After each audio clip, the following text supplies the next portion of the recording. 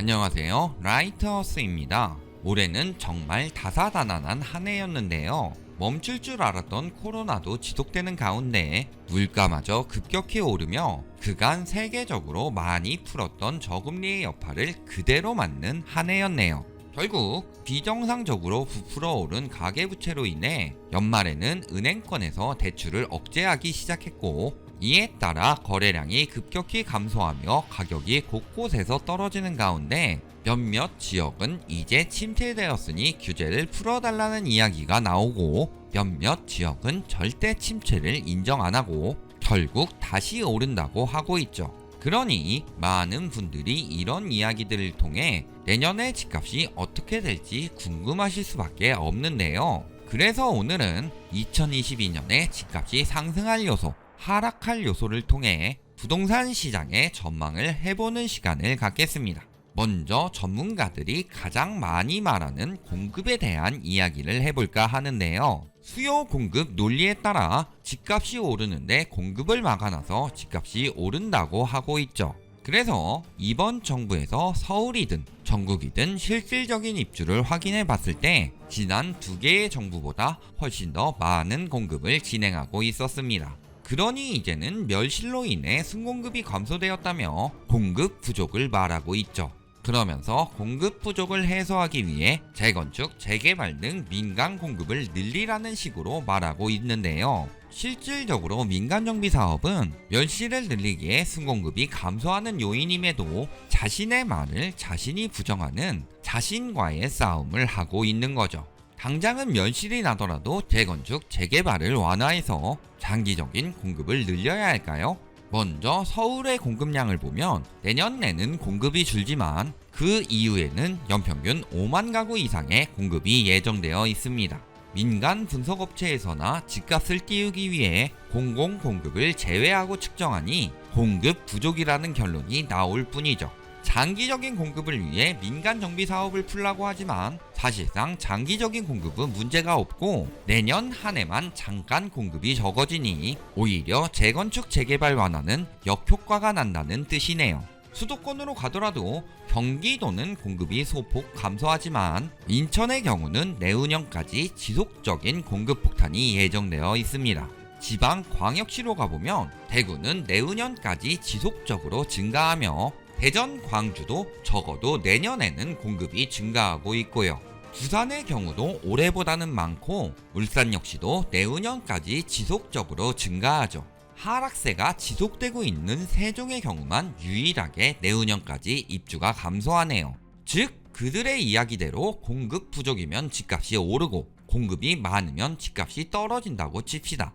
그렇다면 서울의 경우 2017년부터 2020년까지 공급량이 지속적으로 증가했음에도 불구하고 왜 계속 올랐을까요? 분양가 상한제, 재건축 초과이익 환수제 등 규제 정책으로 인해 장기적인 공급이 부족했기 때문일까요? 그렇다면 내년만 반짝 공급 부족이고 장기적인 공급 과잉이 예정되어 있으니 지금부터 이미 하락세가 나타나야 하는 것이 맞겠네요. 또 하나의 공급으로는 신축이 아닌 기존 주택 공급인 매물이 있습니다. 지금도 여당에서 다주택자 양도세 완화가 거론된다고 하며 그 이유는 매도자들이 매물을 잠그고 있으니 그 매물이 나오게 만들기 위함이라고 하죠. 하지만 이미 하락 거래는 지속적으로 늘어나고 있고 매물도 쌓이고 있습니다. 즉 아무리 내년에 신축 공급이 부족하고 양도세로 인해 매도자들이 매물을 내놓지 않고 있더라도 수요 감소가 더더욱 심각하다는 거죠.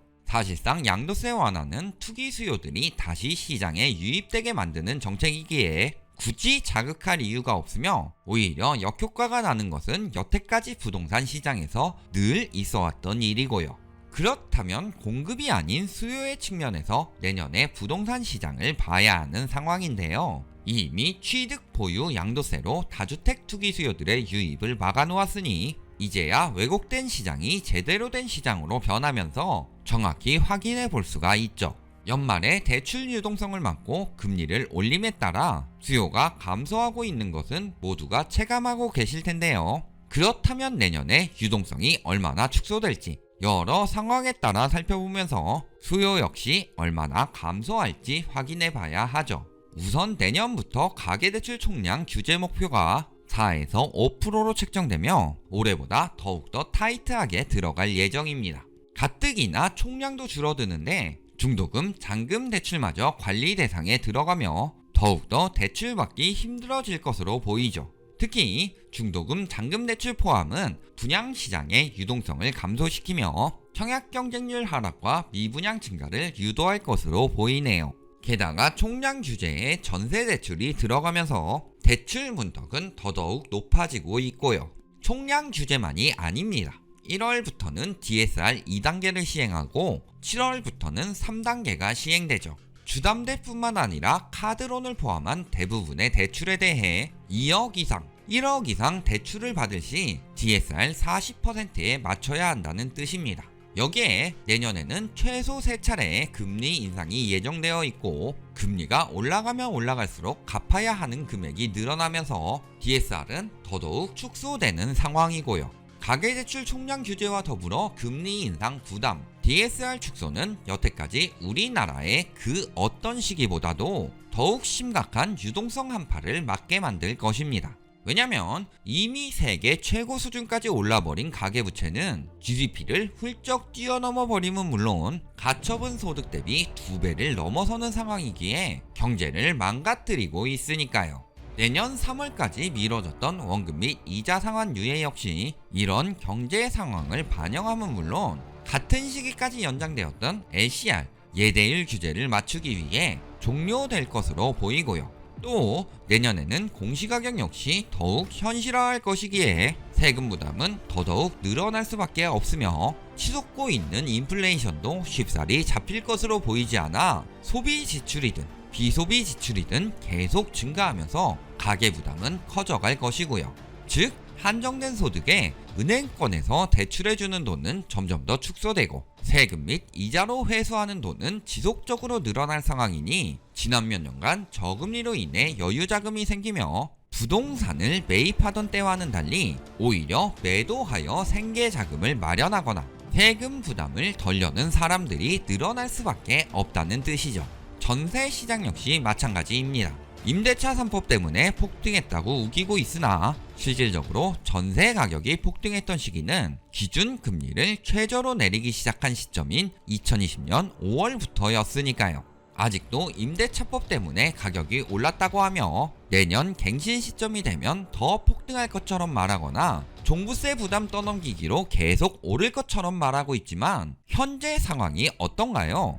금리를 올리고 대출을 제한하면서 전세가 상승폭이 눈에 띄게 감소하고 있습니다. 왜냐면 전세 역시 정상적으로 상승한 것이 아니라 과잉된 대출 유동성으로 올랐으니까요. 과거에는 전세자금 대출을 확대하여 집값 폭락 시기에 버텼지만 지금은 어떨까요? 전세 시장에 덮을 유동성이 없으면 물론 전세대출까지 가계대출 총량에 포함하니 역전세가 시작되면서 갭투기 수요들의 부담은 더더욱 가중될 수밖에 없다는 거죠. 그런데 이런 상황에서 글로벌 금융시장을 보면 금리를 더더욱 빨리 올릴 수밖에 없게 변해가고 있습니다. 세계적으로 유동성을 선도하는 미국은 현재 오미크론 사태가 터졌음에도 오히려 파월 미 연준 의장이 더더욱 테이퍼링 시기를 앞당겨 금리 인상 시점마저 당기려 하고 있으니까요.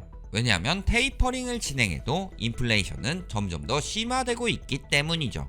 옐런 미 재무부 장관 역시 인플레가 일시적이라는 말을 철회하고 파월 의장의 계획을 적극 지지하고 있습니다.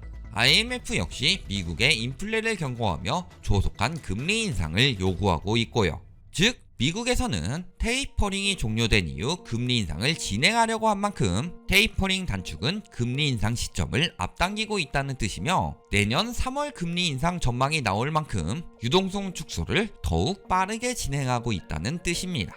가뜩이나 선제적 금리 인상에도 좀처럼 떨어지지 않고 올라가는 원달러 환율을 봤을 때 미국에서 금리 인상을 더욱 앞당기게 된다면 우리나라는 어떻게 대처할까요? 환율 방어 및 자금 유출을 막기 위해 금리 인상을 더욱 가속화하겠죠.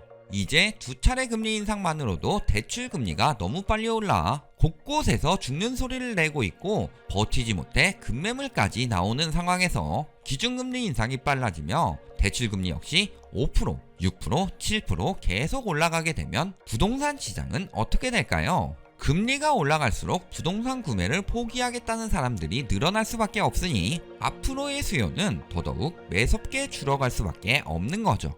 결론을 말씀드리겠습니다. 내년에는 서울의 입주량이 줄어드니 집값이 오른다고 많은 전문가들이 말하고 있으나 이미 기존에 있는 매물마저 수요가 없어 팔지 못하는 상황이기에 조금이나마 추가되는 물량마저 오히려 부담이 될 것으로 보이는 상황입니다. 글로벌 호화 주거 부동산 중개업 네트워크인 LPI에서는 이미 높이 오른 가격으로 인해 매수하겠다는 수요는 줄고 있고 반대로 매도하겠다는 수요는 늘어나는 것을 토대로 내년부터 글로벌 부동산 가격이 안정화되며 시장 정상화가 시작될 것으로 예측하고 있고요. 우리나라는 글로벌 추세와는 다르게 코로나로 인한 유동성 장세가 시작되기 이전부터 높은 거품이 쌓여 있었기에 거품이 더 빨리 더 크게 터지면 터졌지 결코 작게 터지지는 않을 것입니다.